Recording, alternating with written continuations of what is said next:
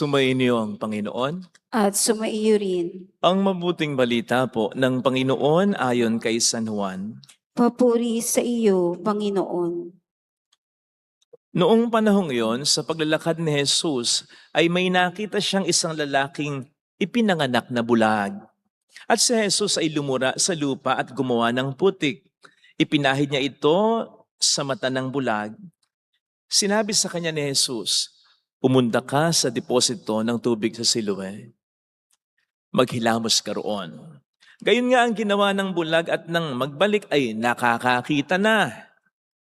Sinabi ng mga kapitbahay niya at ng mga nakakita sa kanya nung siya'y namamalimos pa, "Hindi ba yan ang lalaking dating nagpapalimos?" Sumagot ang ilan, "Yan nga." "Hindi, kamukha lang." Wika naman ng iba. At sumagot ang lalaki, "Ako nga po yun." Dinala nila sa mga Pariseo ang dating bulag, araw ng pamamahinga nang gumawa si Jesus ng putik at padilatin ng bulag. Tinanong din siya ng mga Pariseo kung paano siya nakakita. Sinabi niya sa kanila, "Pinahiran niya ng putik ang aking mga mata. Naghilamos ako pagkatapos at ngayon nakakakita na ako."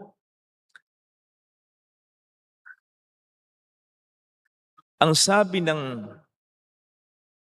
hari, ang sabi ng iba sa mga Pariseo, "Hindi mula sa Diyos ang taong yan, sapagkat hindi niya pinangingiling ang araw ng pamamahinga." Ngunit sinabi naman ng iba, "Paanong makagagawa ng ganitong kababalaghan ang isang makasalanan?" At hindi sila magkaisa ng palagay, kaya tinanong nila uli ang dating bulag, "Ikaw naman, yamang pinadilat ni Jesus ang iyong mga mata, ano naman ang masasabi mo tungkol sa kaniya?" "Siya isang propeta," sagot niya. Sumagot sila, "Ipinanganak kang makasalanan at ikaw pang magtuturo sa amin?" At siya itiniwalag nila. Nabalitaan ni Jesus na ang lalaking pinagaling niya ay tiniwalag ng mga Pariseo. Kaya tinanong niya ang lalaki nang matagpuan niya ito, "Sumasampalataya ka ba sa anak ng tao?" Sumagot ang lalaki, "Sino po ba siya, Ginoo? Sabihin niyo sa akin upang ako'y manampalataya sa kanya." "Siya'y nakita mo na. Siyang nakikipag-usap sa iyo," ani Jesus. "Sumasampalataya po ako, Panginoon," sabi ng lalaki. At sinamba niya si Jesus. Mga kapatid, ang mabuting balita ng Panginoon. Pinupuri ka namin, Panginoong Hesukristo.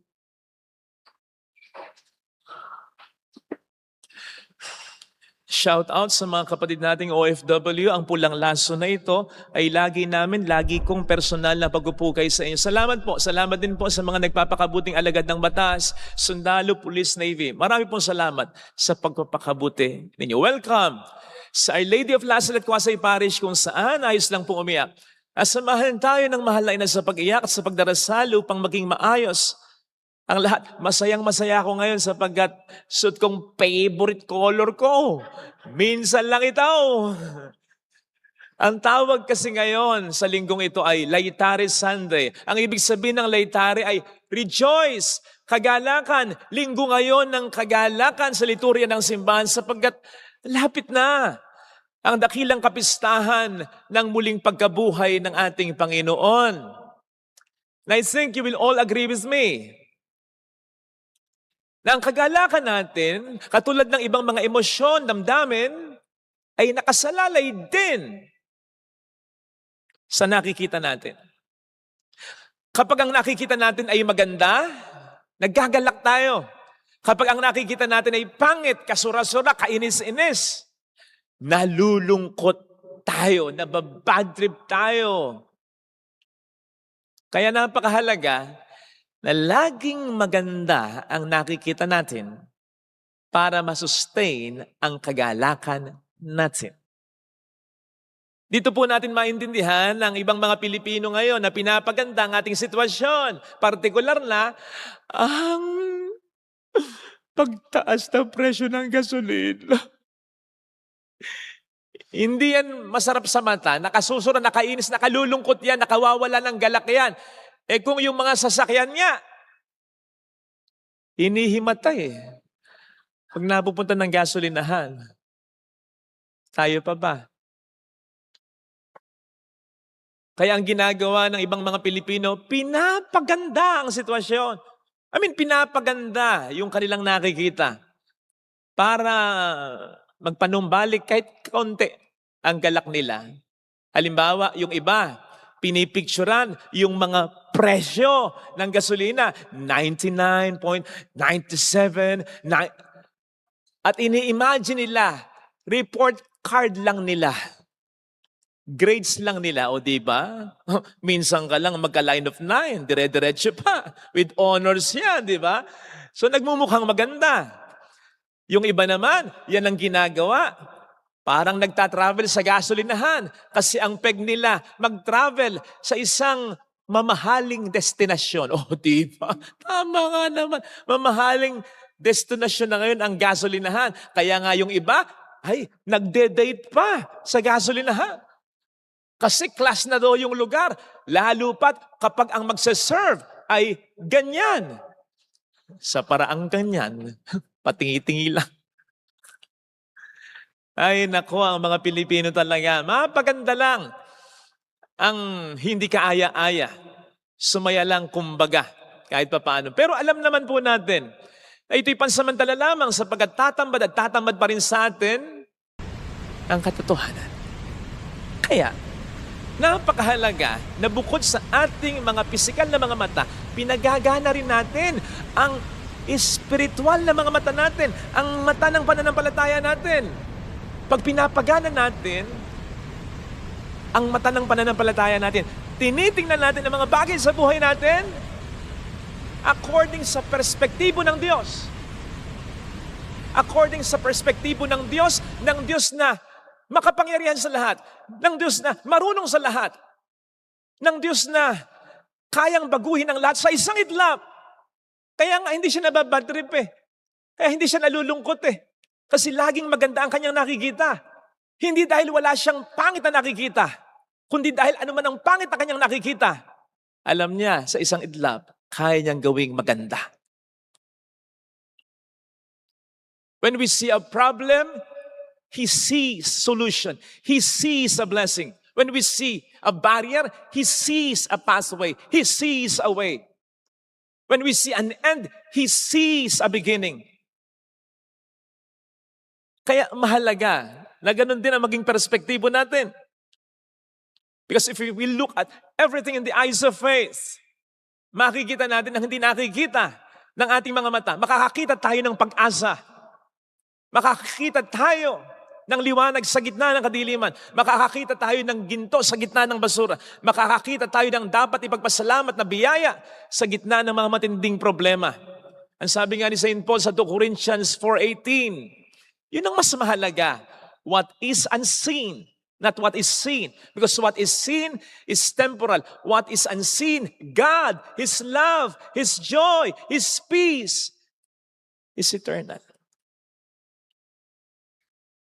Kaya napakahalaga na tumitingin tayo sa mata ng pananampalataya natin para makita rin natin ang hindi nakikita ng mga pisikal na mga mata natin. Yan ang makikita po natin na ginawa ng Diyos. Sa ating mga pagbasang napakinggan, sa ating unang pagbasa, narinig natin kung paanong nakita niya kay David ang hindi nakita ng iba. Maging ng kanyang sariling pamilya. Imagine, kahit yung tatay niya hindi nakita ang kanyang halaga. Tinipon ang lahat ng mga anak niya. Hindi naisip, kulang ng isa. Pinagyabang ang lahat ng mga anak niya, hindi niya naisip yung bunso niya. Kung di pa nagtanong si Samuel, wala ka na bang ibang anak?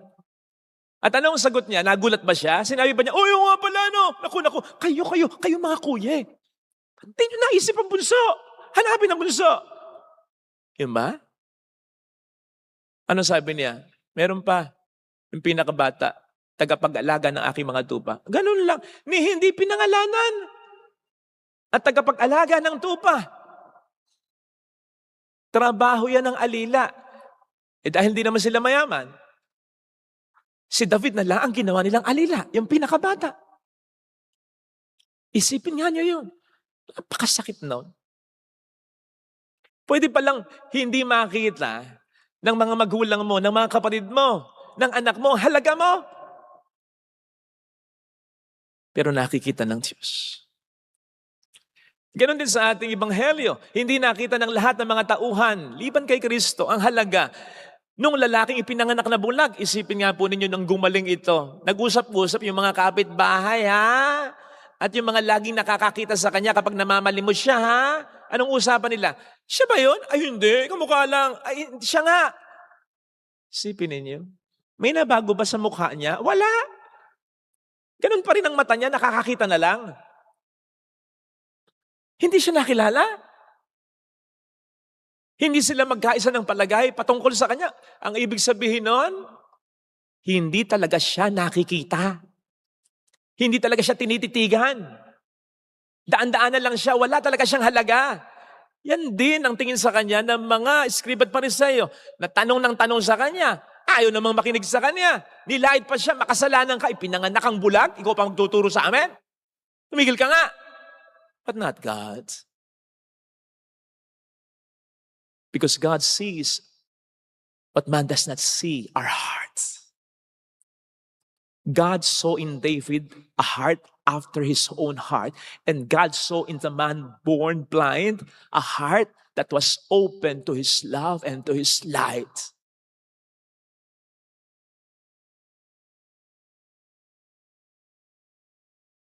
Isipin nga po ninyo kung ganito tayo. Kung magiging ganito ang tingin natin sa ating kapwa-tao. Kung titingnan natin ang bawat kapwa-tao, kung paanong sila tinitingnan ng Diyos without judgment, seeing beyond their appearances and even beyond their faults and failures. Siguradong hindi tayo manghuhusga. Oh, di ba masaya yan? Wala ka na magiging pakialam sa buhay ng iba. Wala ka nang magiging strong dissatisfaction. Yun ang panghuhusga eh. Whenever we execute judgment on others, there is a strong dissatisfaction towards them. Ayaw natin yung nakikita natin sa kanila. Pinoproblema natin yung nakikita natin sa kanila. Kasi may mas gusto tayong makita na katangian nila na hindi nila pinapakita. There is a strong dissatisfaction.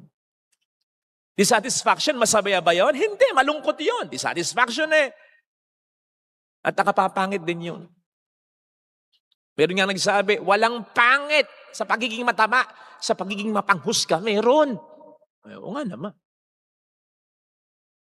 Ang mga taong masaya, yung hindi pinapakialaman ang buhay ng iba.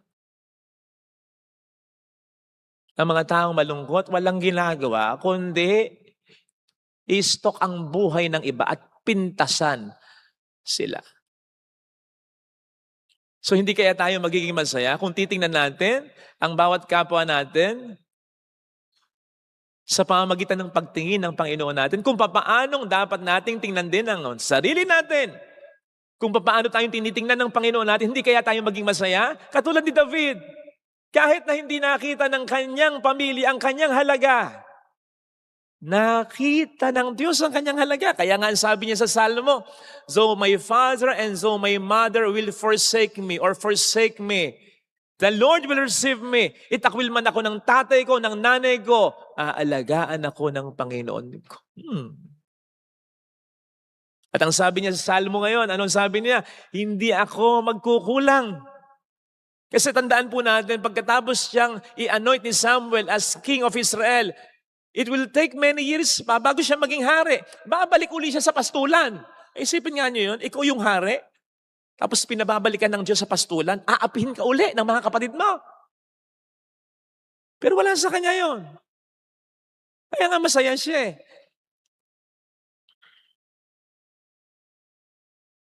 Hindi kaya tayo maging masaya kung ganyan ang magiging pagtingin ng ating mga mata?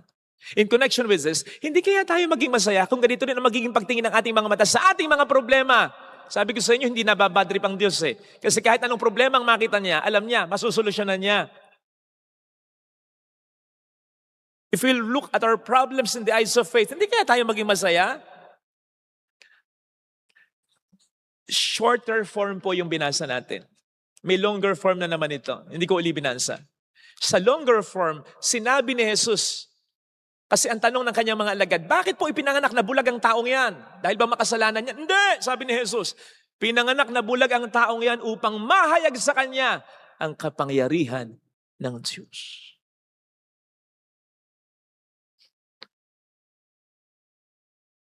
Upang maramdaman niya ang kapangyarihan ng Diyos.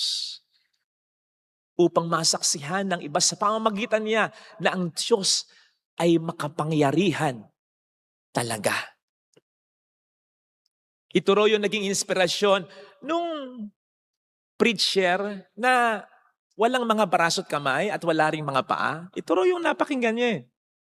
So may plano ang Diyos sa akin. At sa pamamagitan ng kalagayan kong ito, madadama ng tao galing ng Diyos. Akalain mo kahit mga walang kamay at walang braso at walang mga paa at walang mga binti, ang saya ng buhay niya, nakaka-inspire siya, nagamit pa rin siya ng Diyos. Something like that. Hindi kaya tayo maging masaya pag ganyan ang ating pagtingin kahit sa mga problema? Siyempre, hindi naman tayo tatawa. Pero hindi tayo malulungkot ng sobra. Dahil makikita natin ang solusyon sa ating mga problema.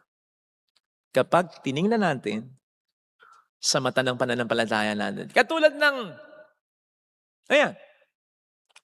ni Hagar at ni Ismael. Halos mamatay na sila sa uhaw sa gitna ng disyerto. Iyak siya ng iyak. And then God opened her eyes. Nakita niya, nandun yung balon.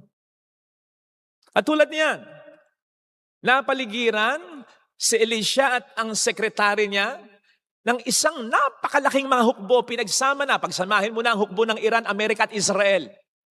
Nung kapanahunan niya, ganon ang hukbo na pumaligid sa kanya. Gayong dalawa lang naman sila. Kinabahan ng sekretary niya. But Elisha, who saw in the eyes of faith, told him, kang mag-alala. Those who are with us are greater than those who are with them. And then he prayed over him, opened his eyes, and lo and behold, he saw a vast army of angels with their chariots and horses surrounding them, protecting them. Mas matindi pa, sa hukbo ng mga pumapaligid sa kanilang kalaban nila. At tulad niyan, nang mabuksan ang mga mata ng mga alagad papuntang Emmaus, nawala ang agam-agam, nawala ang lungkot nila, nang ma-realize nila si Jesus ang kausap nila. And you know what? Ang nakatutuwa dito, yung balon, nandun naman yun eh. Yung vast army of angels, nandun naman yun eh. Si Jesus, nandun naman, kausap nila eh. Hindi nila makita. Bakit? Kasi nabubulagan sila ng lungkot at ng takot nila. Siguro naman, naranasan nyo na, nasabihan kayo, bulag ka ba? Bulag ka, ha? Bulag ka? Ay ano? Yung makita? Magugulat ka pa. Ay, oo nga, ano? At tulad kahapon, kagabi, ba yun? Oo, komunyon. Kala ko kulang ng siboryo. Kala ko. So binigay ko yung lahat ng siboryo. Sabi ko, kulang. Sabi ko, yung mga lay minister, hindi naman binilang. So ako, hindi ako nakapagbibigay ng komunyon. Tingin lang ako ng tingin. Pagpalik ko ng altar, nandun pala. Paano hindi ka nakita? Nasa harap ko lang, ang laki-laki niya. Nakafocus ako sa iba. Ayun. So ganun din tayo. Nandiyan ang tulong eh. Nandiyan ang tulong sa atin. Pero hindi natin makita. Bakit? Focus na focus tayo sa problema. Reklamo tayo ng reklamo. Sa nagre-reklamo, anong sinasabi natin? Oy, huwag mong pagganahin ang bibig mo, ha? Pagganahin mo mata mo. Mata mo. Mata. Same thing. Pagganahin natin ang mata ng pananampalataya natin. Because God will never be moved by our grumbling. Hindi natutuwa ang Diyos. At hindi siya mamumove ng pagrereklamo natin. Ano ba naman? Mahal mo ba ako? Kung talagang mahal mo ako, ganito. Ba't naman ganito? Ay, nako. Maiinis mo pa ang Diyos dyan. Kasi, act ng kawalan ng pananampalataya. So, pagganahin natin ang mga mata natin, ang mata ng pananampalataya natin. At katulad ng sinasabi sa ating second reading, mamuhay tayo sa kaliwanagan. Ang isa sa pamumuhay sa kaliwanagan ay ang laging pagninilay at pagsasabuhay ng banal na kasulatan. Sa kung papaanong sa gitna ng dilim, nakakakita tayo kapag may liwanag. Ano sinasabi ng ating banal na kasulatan? Thy word is a lamp unto my feet and a light unto my path. Kapag armed tayo ng salita ng Diyos, hindi naman kinakailangan kabisaduhin eh. Alam mo lang yung diwa. Nasa salita ng Diyos na nagsasabi, mahal ako ng Diyos. Hindi niya ako pababayaan. No weapon formed against me shall prosper. He knows His plan for me. I should not be afraid because God is with me. Yun. So sa gitna ng kadiliman, ng problema, maging ng kasalanan, yan ang ating maging kaliwanagan at panghawakan upang makakita tayo sa pamamagitan ng mata ng pananampalataya natin. Ito sana ang hiling nating biyaya sa pagdiriwang natin. Ilagay natin ang ating kanang kamay sa tapat ng ating puso.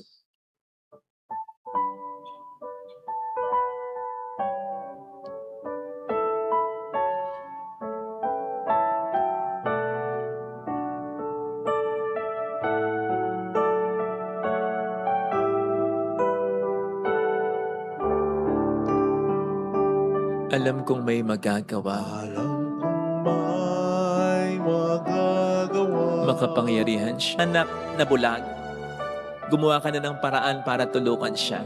At yun talaga ang sistema na kung makikita lamang namin sa mata ng aming pananampalataya, nakikita mo ang paghihirap namin. Nakikita mo ang nagpapaiyak sa amin. Nakikita mo ang sakripisyo namin. Kaya hindi po pwedeng wala kang ginagawang paraan. Kahit wala kami pang nakikitang resulta, naniniwala kami na nung makita mo kami na naghihirap, gumawa ka na ng paraan, hihintay na lamang po namin ang katuparan niya. Mayroong magandang mangyayari sa iyo. Higit pa sa inaasahan mo. Hindi mo kami nakikita tapos ini-snap mo na lang kami. No, hindi ka ganon. Simula nang makita mo kami na naghihirap, tinutulungan mo na kami. Panghawakan nawa namin yun. Tulungan mo po kaming maliwanagan, Panginoon. Kung lalapit kay Jesus, kung lalapit kay Jesus. Sa paglalakad sa gitna ng kadiliman na may hawak tayong kaliwanagan, hindi masyadong importante kahit di natin nakikita ang buong kapaligiran. Basta bawat hakbang natin may kaliwanagan. One at a time. One at a time. Pwede hindi pa natin makita ang magandang resulta, pero yung paglalakad natin kasama ng kaliwanagan na dulot ng Panginoon natin, malaking bagay yon. Yung pagsulong, pag-move on natin patungo sa maganda niyang plano para sa atin. Sumasampalataya ako sa Diyos sa amang makapangyarihan sa lahat, na may gawa ng langit at lupa. Sumasampalataya man ako kay Jesucristo, isang anak ng Diyos, Panginoon nating lahat. Nagkatawang tao siya, lalang ng Espiritu Santo. Ipinanganak ni Santa Maria ang Birhen. Pinagpakasakit ni Poncio Pilato. Ipinako sa krus, namatay, inilibing. Nanaog sa kinaroroonan ng mga yumao. Na may ikatlong araw na buhay na maguli. Umakyat sa langit. Naluluklok sa kanan ng Diyos sa amang makapangyarihan sa lahat. Doon nagmumulang paririto at hukom sa nangabubuhay at nangamatay na tao.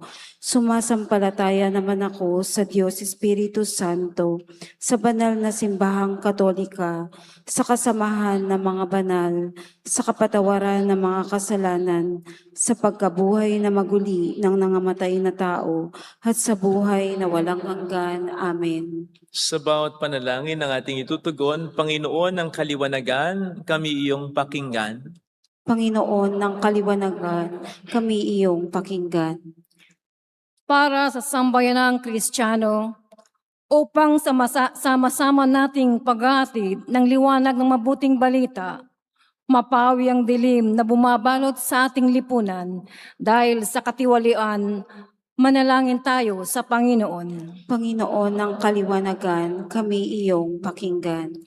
Para sa mga namumuno sa pamahalaan upang hindi ang pagsugpo sa buhay, kundi ang pagsugpo sa katiwalian ng kanilang pagtuunan ng pansin at akayin nila ang nasasakupan sa katotohanan at katarungan, manalangin tayo sa Panginoon. Panginoon ng kaliwanagan, kami iyong pakinggan.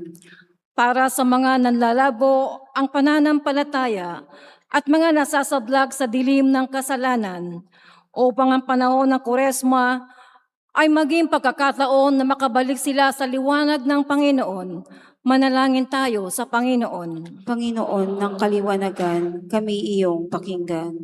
Para sa ating mga niliwanagan sa sakramento ng binyag, upang manatili tayong naglalagbay na magbubuklod taglay ang ilaw ni Kristong ating tanglaw, manalangin tayo sa Panginoon. Panginoon ng kaliwanagan, kami iyong pakinggan. Para sa lahat ng mga yumao, upang sila'y liwanagan ng ilaw na walang hanggan, manalangin tayo sa Panginoon. Panginoon ng kaliwanagan, kami iyong pakinggan. Iyuko natin ang ating ulo, maaring ibulong sa Panginoon ang ating intensyon.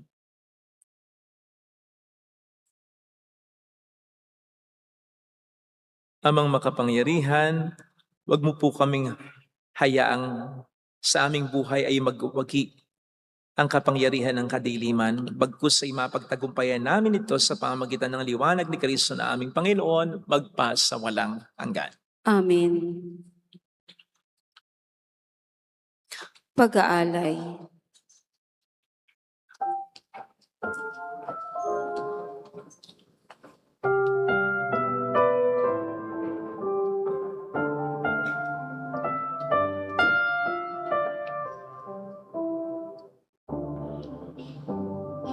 Kunin mo, Diyos, sa tanggapin mo ang alak at tinapay na handog ng pag-ibig sa gisag naming bayan mo. Ang handog na ito ay babaguhin mo, magiging katawan at dugo mo.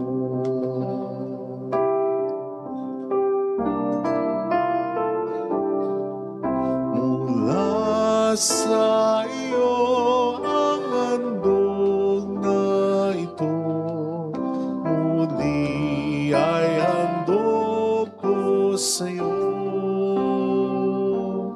Patnubayan mo't pag-ari ang lahat ayon sa kalooban mo.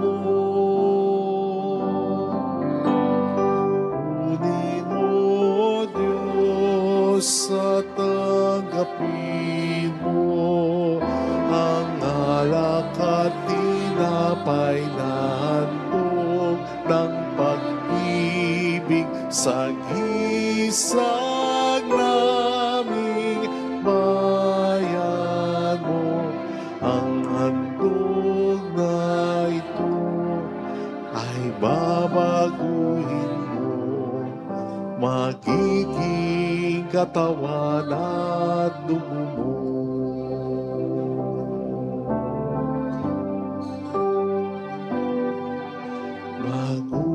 Magutos ka, Panginoon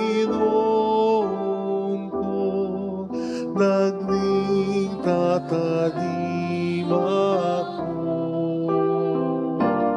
Ipagkaloob mo lamang na magbago ako. Sa wakas, matulad sa'yo. Kunin mo, Diyos, at tanggapin mo ang alak at tinapay na handog ng pag-ibig sagisag naming bayan mo. Ang handog na ito ay babaguhin mo, magiging katawan at dugo mo.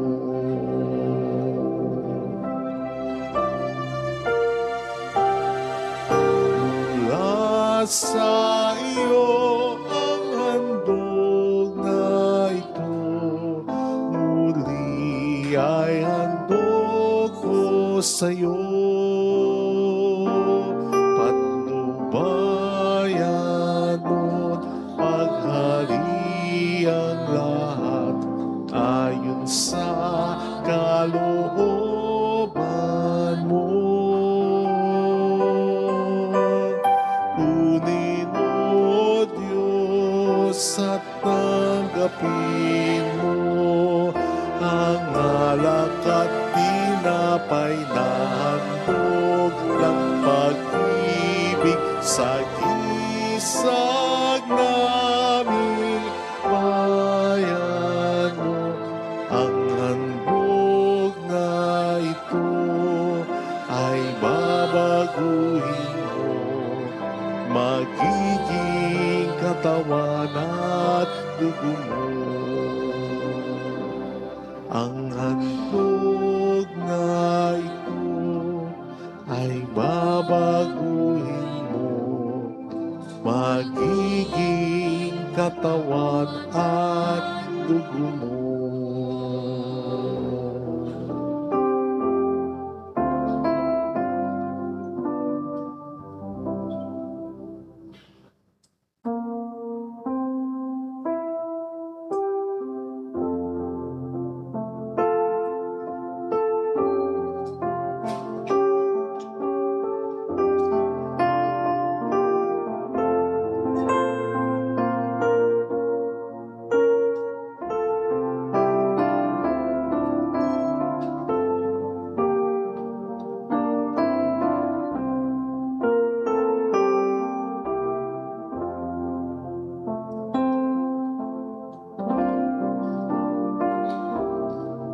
Sa iyo, Ama, aming handog ang tinapay at alak na ito, handog ng iyong bayang sumasamo, humihingi ng patawad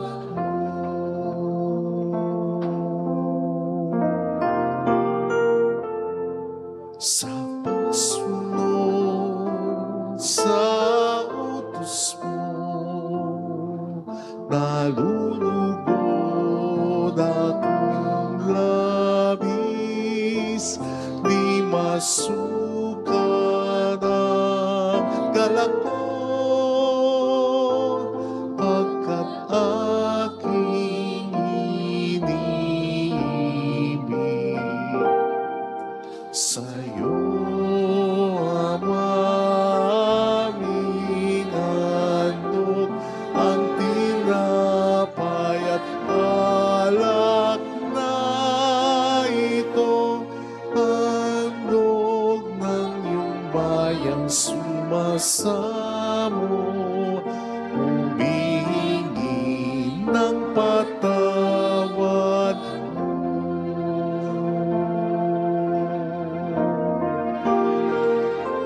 Sa gitna ng kahirapan,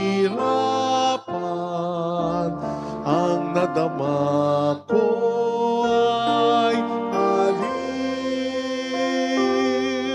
pagkat buhay ang natamo sa pangako mo sa akin.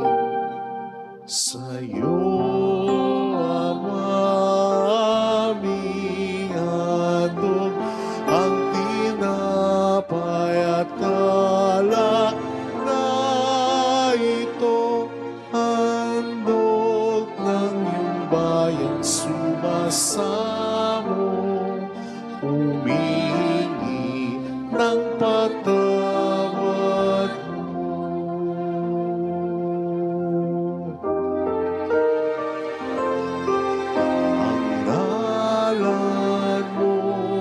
sa isip kung umagat na ang dilim. Panginoon, aking sinisikap na utos mo'y laging sundin. Sa'yo, Ama, aming handog ang tinapay at alak na ito, handog ng iyong bayang sumasamo, humingi ng patawad mo.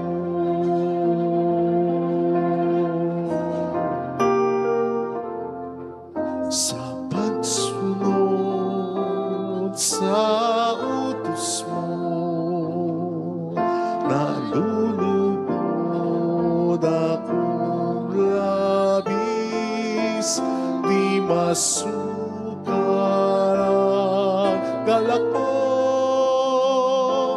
pagkat aking iniibig. Sa'yo, Ama, aming handog ang tinapay at alak na ito, handog ng iyong bayang sumasamo, humihingi ng patawad mo.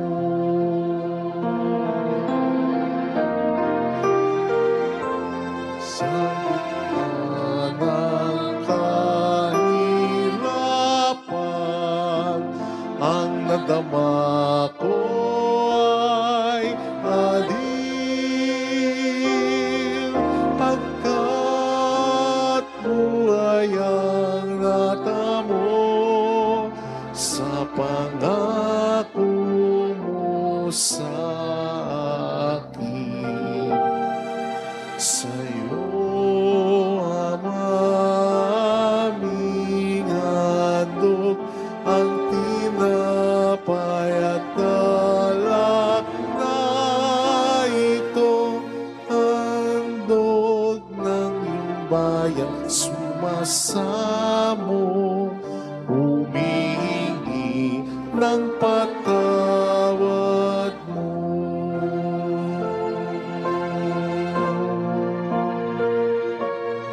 Handog ng iyong bayang sumasamo, humingi ng patawad mo.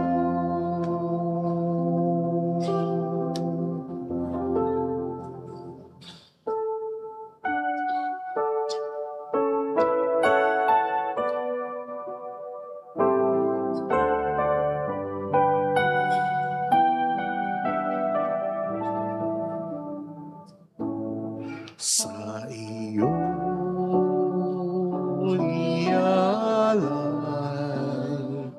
ang buhay at kalakasan, sapagkat ito ang nararapat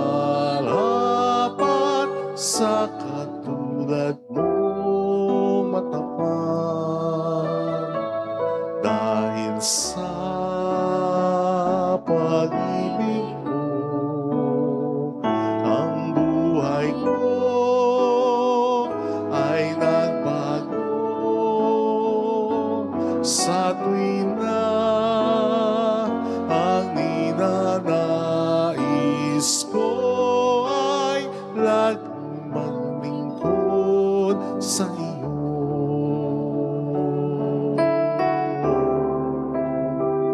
Sumasamba, sumasamo, naghahandog sa ngalan mo, pagkat sa'yo ay nadama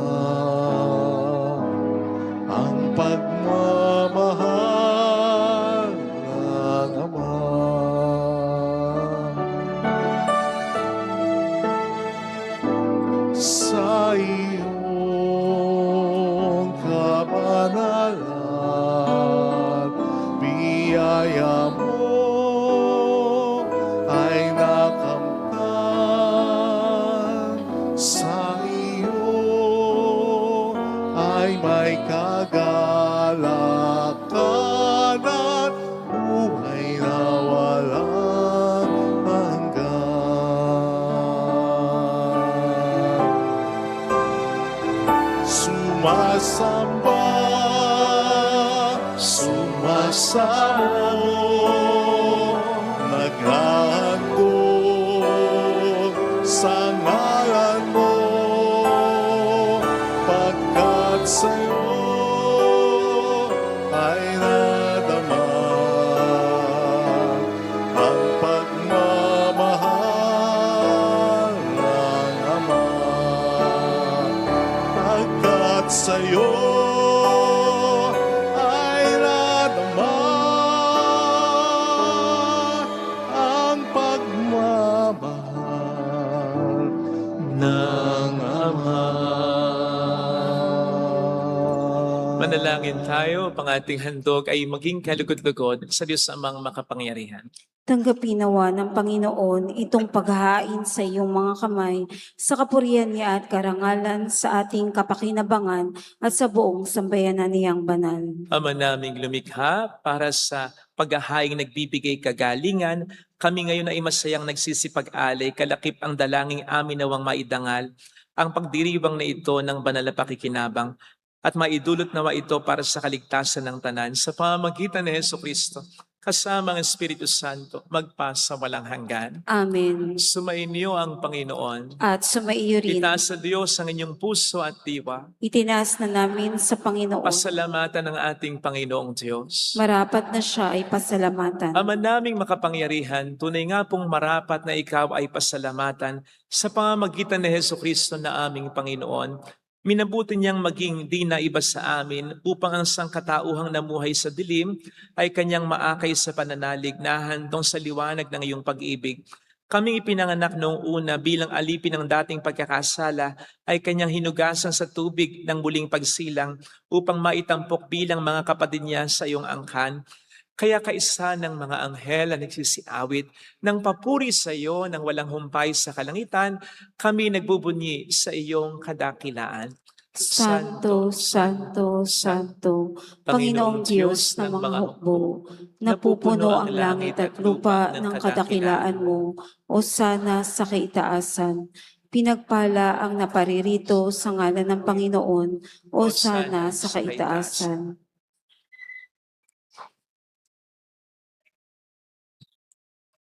Ama naming banal, ikaw po ang bukhal ng tanang kabanalan.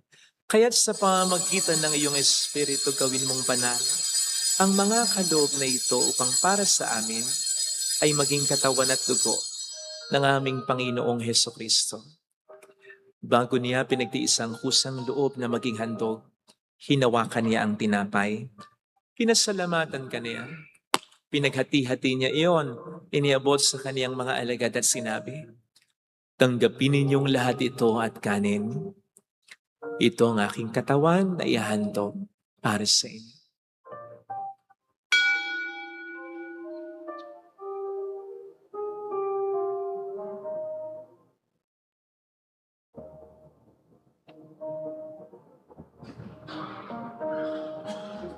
Gayun din naman nang matapos ang hapunan, hinawakan niya ang kalis, muli kaniyang pinasalamatan.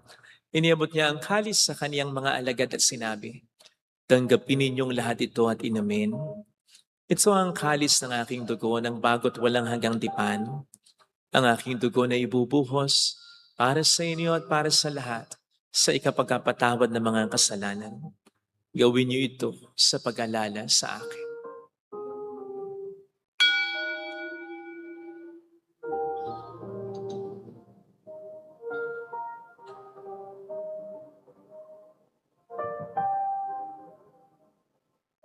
Ang misteryo ng ating pananampalataya, Si Kristo'y namatay, si Kristo'y nabuhay, si Kristo'y babalik sa wakas ng panahon. Ama, ginagawa namin ngayon ang pag-alaala sa pagkamatay at muling pagkabuhay ng iyong anak. Kaya inialay namin sa iyo ang tinapay ng buhay at ang kalis ng kaligtasan. Kami nagpapasalamat dahil kami iyong minarapat na tumayo sa harap mo para maglingkod sa iyo. Sinasamo namin kami na magsasalo sa katawan at dugo ni Kristo ay mabuklod sa pagkakaisa sa pamamagitan ng Espiritu Santo. Ama, lingapin mo ang iyong simbahang laganap sa buong daigdig, puspusin mo kami sa pag-ibig, kaisa ni Leon na aming Papa at ni Dennis na aming Obispo at ng Tanang Kaparian. Alalahanin mo po ang mga kapatid naming nahimlay nang may pag-asang sila'y muling mabubuhay, lalo ng aming mga ipagdarasal. Saglit nating ipanalangin ang mga kakilala nating yumaw. Sa amin na Joyce, Benjaminelli Orio Isca, Gorio, Miguel Arsenio Serio Emel, Dionga Maria Jose Erlito Erickson, Coring, Alfredo Marcri, gayon din ang lahat ng mga pumanaw. Kawaan mo sila at patuloyin sa iyong kaliwanagan. Kawaan mo at paging tapatin kaming lahat na makasalo sa iyong buhay na walang wakas. Kaysa ang mahal na birhen ng Lazaret ang ina ng Diyos, San Jose ang kabiyak ng kanyang puso, lahat ng mga banal na namuhay dito sa daigdig ng kalugod-lugod sa iyo, may pagdiwang naman namin ang pagpupuri sa ikararangal mo sa pamamagitan ng iyong anak na aming Panginoong Hesukristo. Sa pamamagitan ni Kristo, kasama niya at sa Kanya, ang lahat ng parangal at papuri ay sa iyo, Diyos Ama, makapangyarihan, kasama ng Espiritu Santo, magpasa walang hanggan.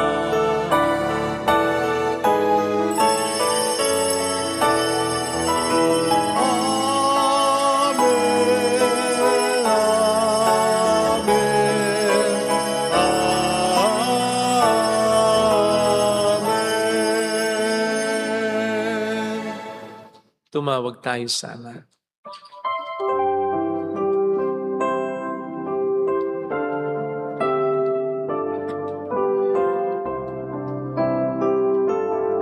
Ama namin, sumasalangit ka, sambahin ang ngalan mo, mapasa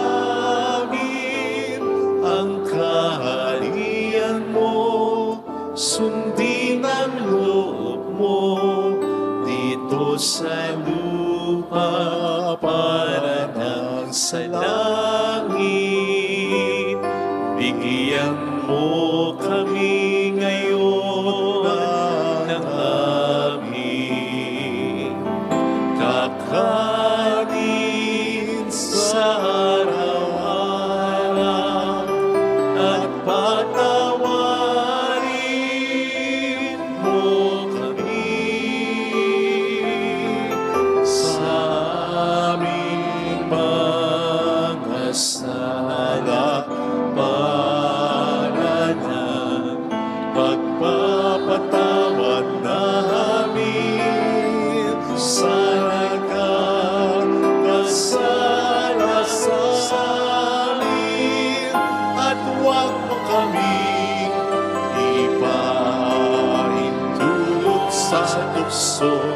at iadya mo kami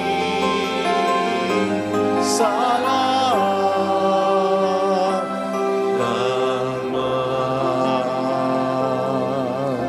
sama.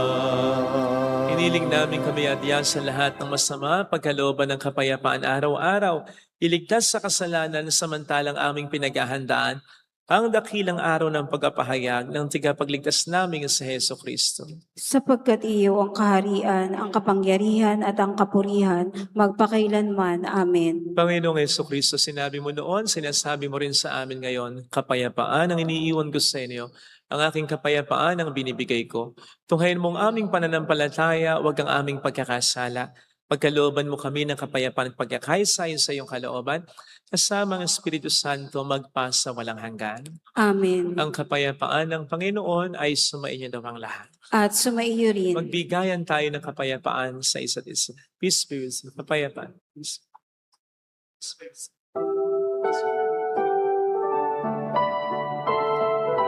Kordero ng Diyos,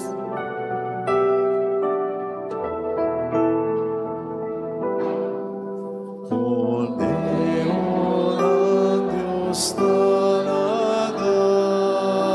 nagalis ng mga kasalanan ng sanlibutan, maawa ka sa amin.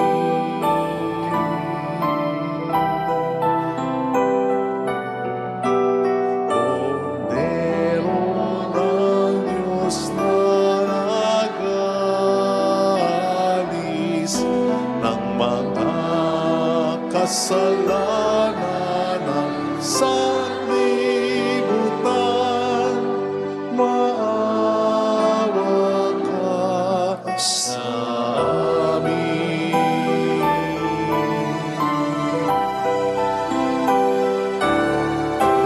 Kordero ng Diyos na nagalis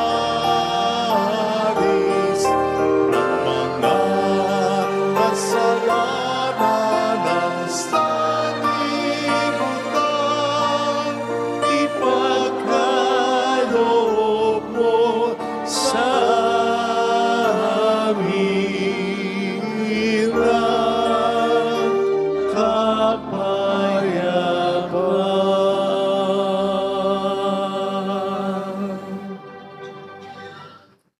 Narito sa harap natin ng Panginoon ang ating buhay at kaligtasan.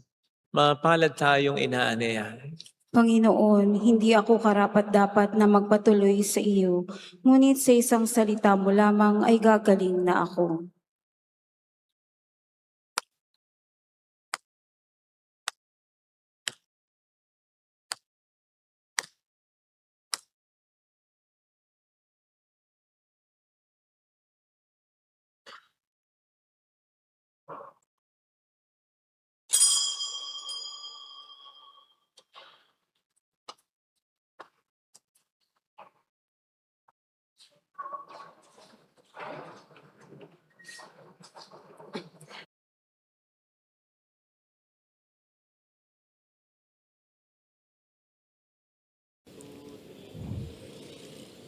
Panalangin para sa espiritual na pakikinabang.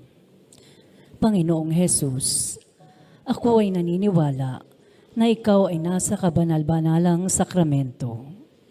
Iniibig kita ng higit sa lahat at ninanasa kong tanggapin ka sa aking kaluluwa. Sapagkat sa mga sandaling ito, hindi kita matatanggap sa sakramento. Tumuloy ka sa espiritu sa aking puso. Niyayakap kita na para bang naririto ka na. Inaalay ko ng buong buo ang aking sarili sa iyo. Huwag mong hayaang mawalay ako sa iyo. Amen. Angis, dulot ng sakit at hapis, o kay daming katanungan, umaling kung saan-saan, lubos na nakalimutan, pag-ibig mo ang kasagutan.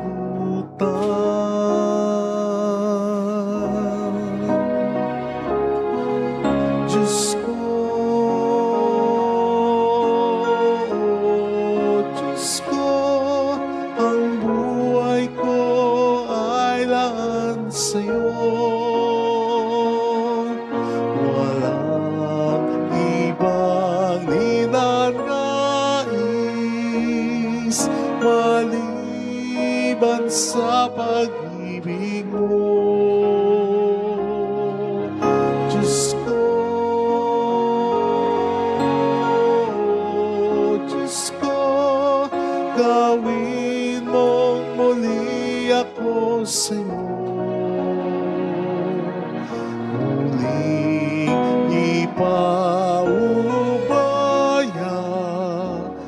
ang sarili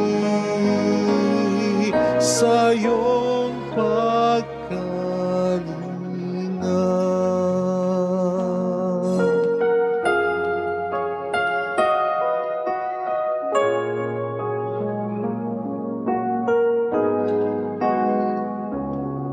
Sa gitna ng kadiliman, ang kamay ko ay iyong tangan. Sa daan ng kaguluhan, tanging ikaw ang takbuhan sa sugat ng kasalanan. Patuloy kang kagalingan sa sandali ng kahinaan. Ikaw po ang kalakasan.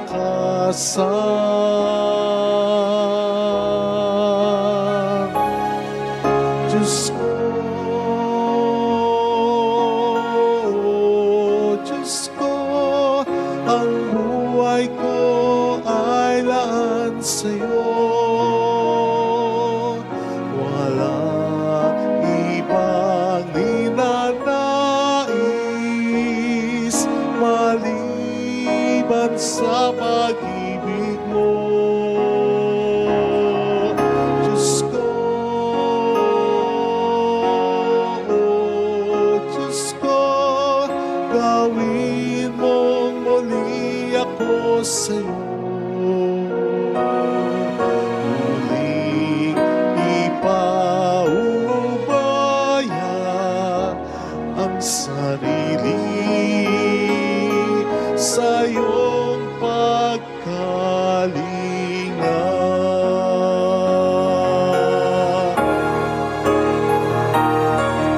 Diyos ko,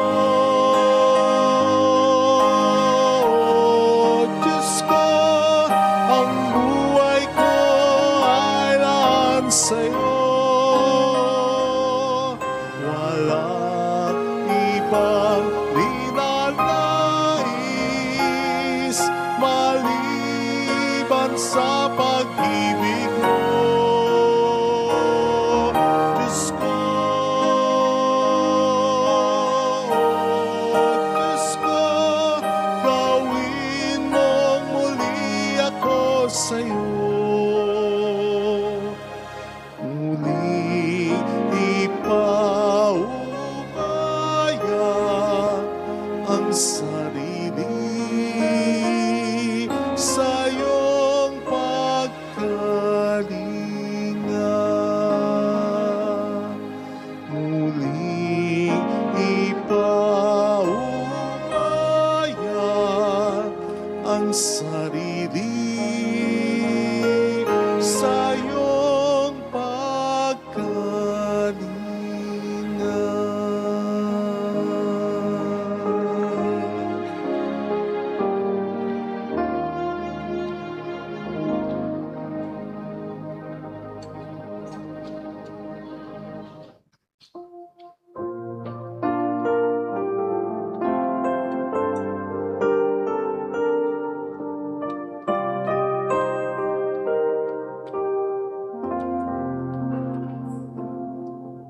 Salamat sa iyo, aking Ama. Salamat sa iyong mga likha. Salamat sa liwanag ng araw at buwan. Salamat sa iyo, Diyos. Salamat sa bugtong mong anak. Salamat sa iyong pagliligtas. Salamat sa buhay na walang hanggan. Salamat, salamat. sa'yo. Walang hanggang pasasalamat. Sa'yo'y aming sasabitin. Maging sa huling sandali ng aming buhay. Pasasalamat sa iyo'y, pasasalamat sa iyo'y, pasasalamat sa iyo'y walang hanggan.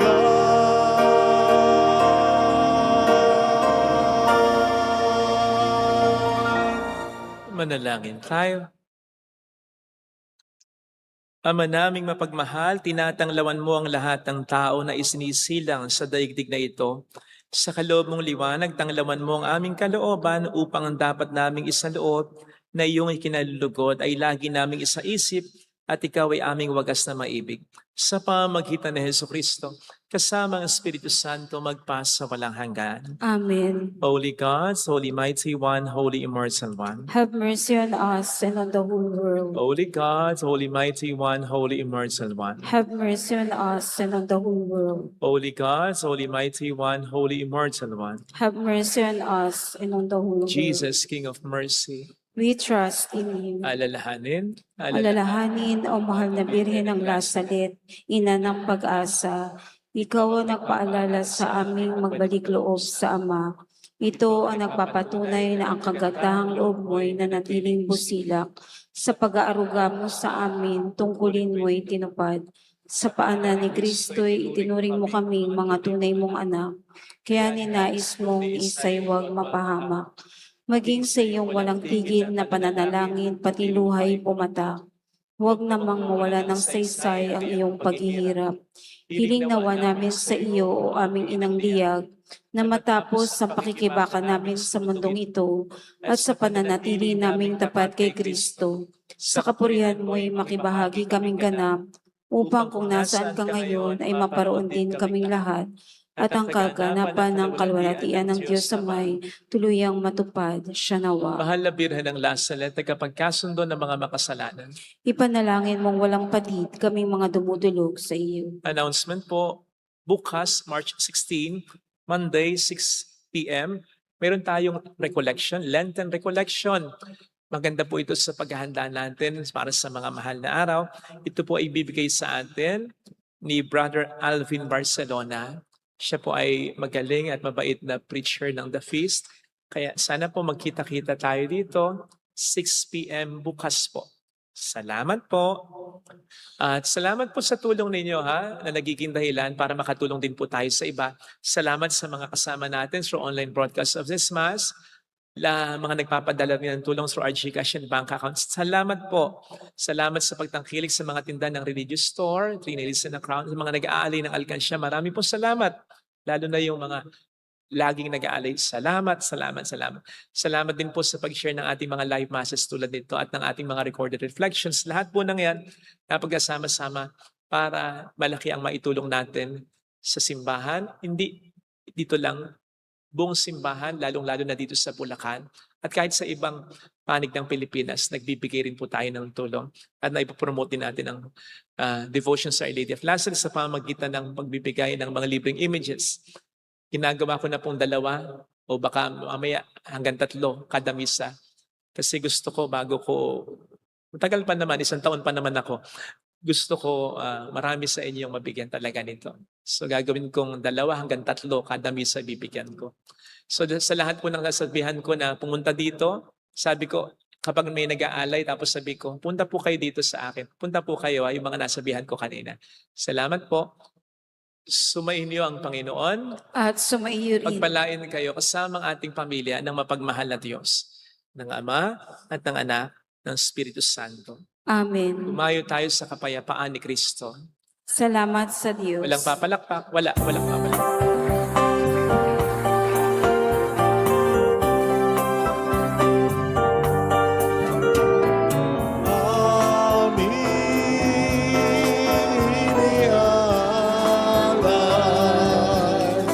Ang pag-ibig na walang